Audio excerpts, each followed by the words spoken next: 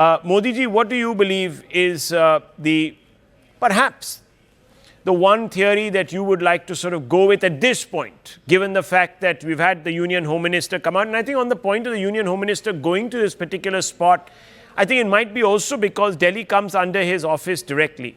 So if there is an incident of this nature, he perhaps felt the need to go to the spot himself. It isn't, after all, something that is run of the mill. I mean, this is a major blast that has taken place, Mr. Modi. I'd like to say two things. One is regarding HM's visit. I can tell with a lot of confidence that HM is a very hands-on person. He wants to be thorough about everything which is brought to his notice. And his visiting the spot would certainly help him to understand the briefing which he will be getting tomorrow from officers of different agencies. So I understand that this visit has been made by him, but with this we can't be 100% sure that it's a terrorist attack. It only shows that importance he is giving to this blast. As far as ownership of car is concerned, I feel it's too early to say.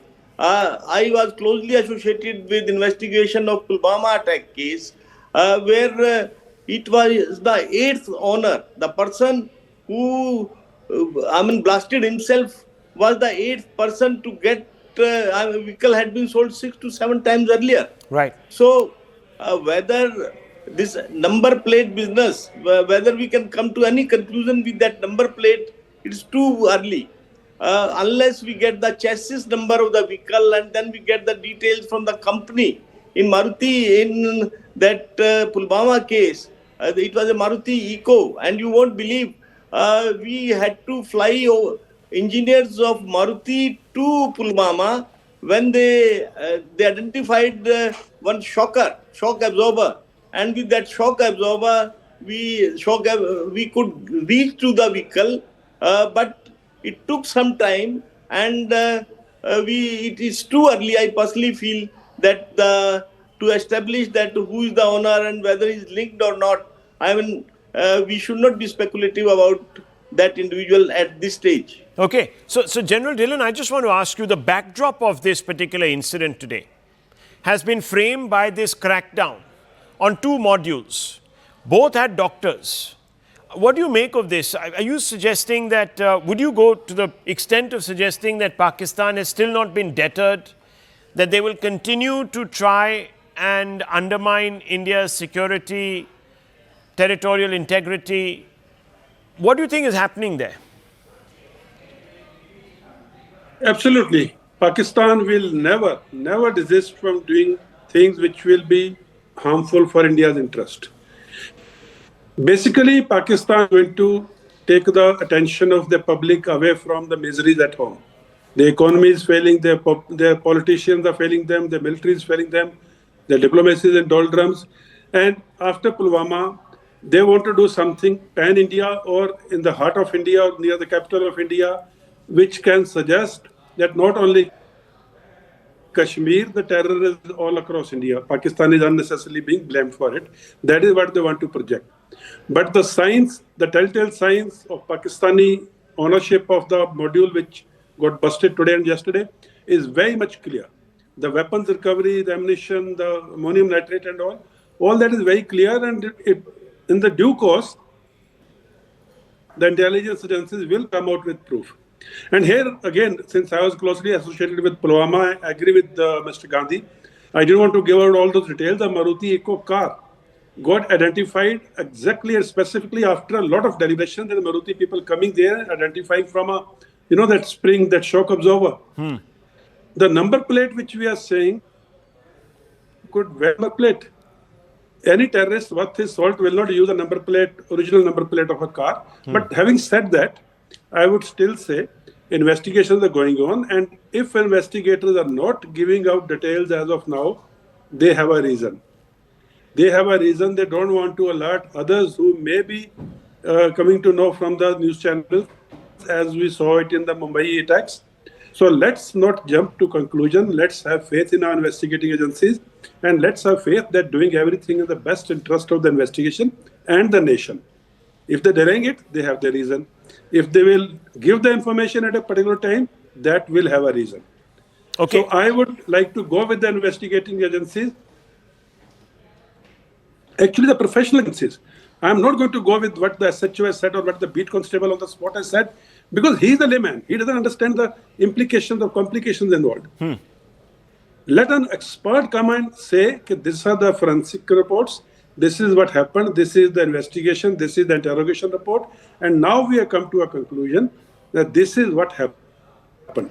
And what about what Mr. Ranganathan was saying, Dr. Ranganathan, about HM's visit? In the army, we have a saying, one visit or one look is better than 100 reports.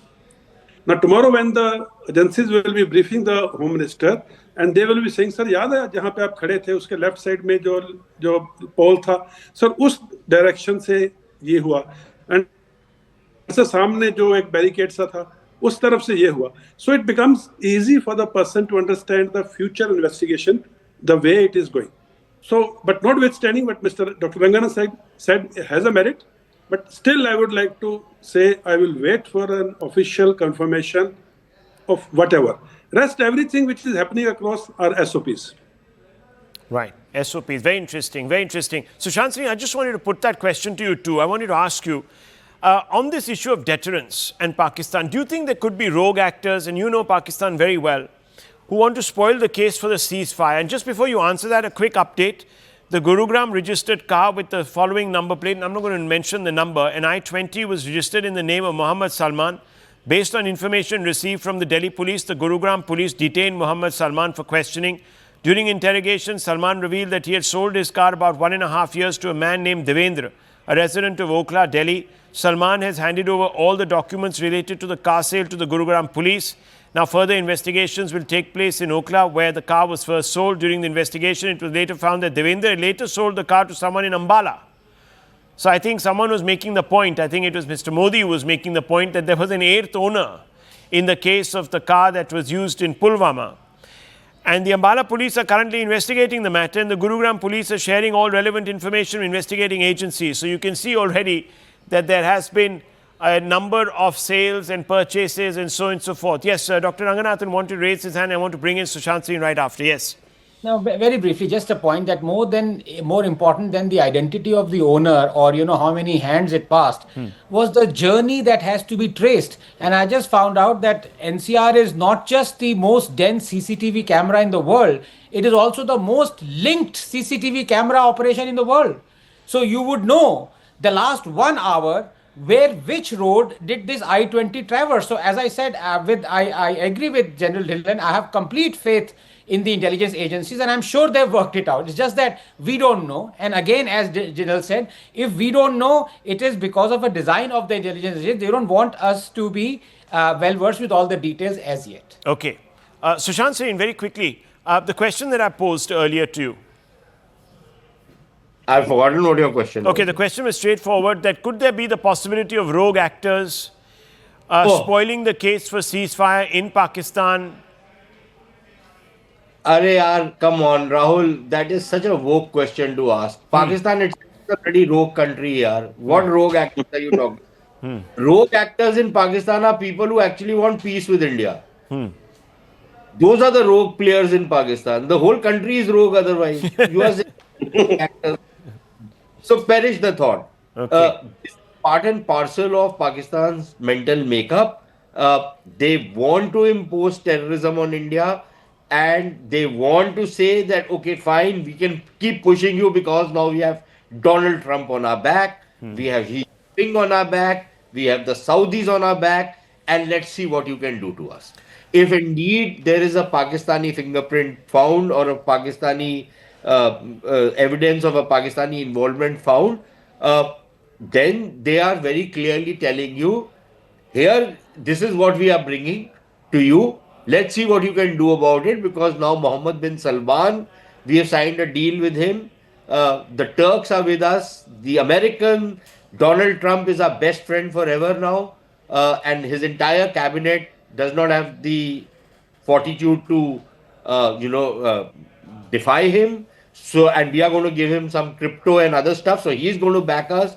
The Chinese are in any case on our back, and everybody else will come to our support. What can you do to us? So clearly, the gauntlet is being thrown. If indeed this is a Pakistani hand, and I can predict to you right now what scumbags in Pakistan who have great friends out here, like people in wires and other places who hold these shows and whose families have lost wars and still been rewarded.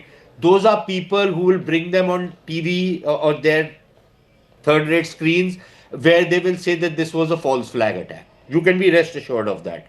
So that is how the Pakistani propaganda mill is going to behave. And we have to be ready to understand how they are going to do it. But please perish the thought that there are rogue actors in Pakistan. The whole damn country is a rogue place.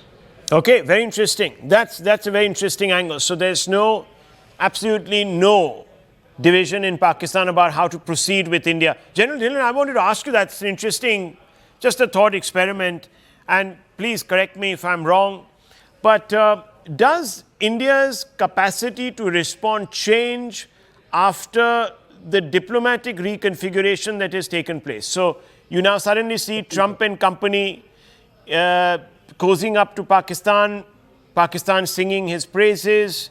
You also have the Saudis that have been played onside by the Pakistanis. The Turkish are involved. The Chinese, of course, are the big brothers. I don't know what brothers they are, step brothers, real brothers, blood brothers, God knows. But they're also there in the sort of equation. Does that change?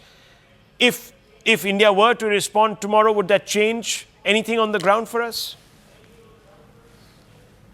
Rahul, no, it does not change. India stands on its 2 feet, and that is the reason these realignments are happening.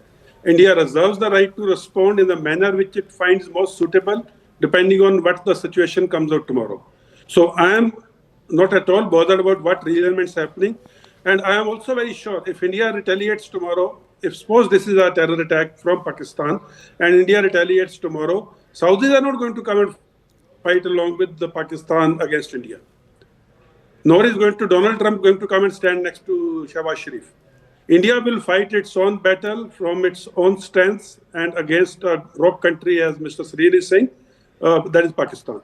So nothing is going to change. We have always dealt bilaterally with Pakistan, and we have bilateral relations with all the other countries which were named. And all the other countries which were named have interests, economic, strategic, and political and diplomatic within India.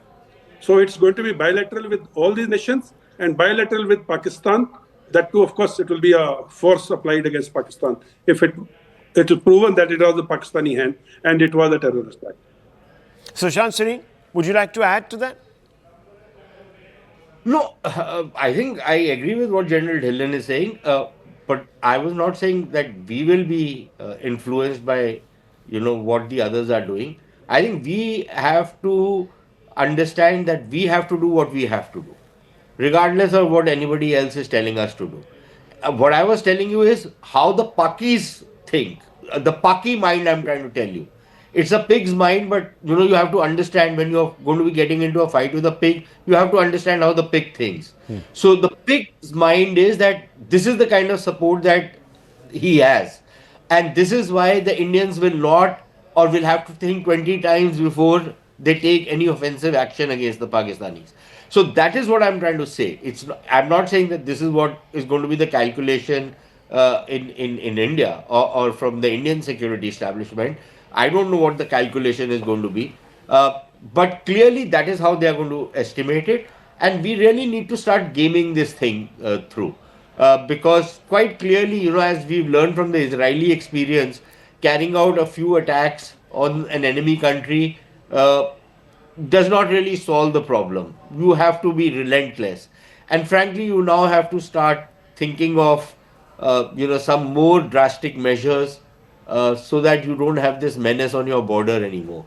I don't want to elaborate on that, but I think we really need to start rethinking what this Pakistan problem is, cut it to size in many ways. And that is the way we need to go about it. It's not going to happen in 3 months, 6 months, 1 year. It has to be a national project for the next 20 years. Maybe earlier we can do it.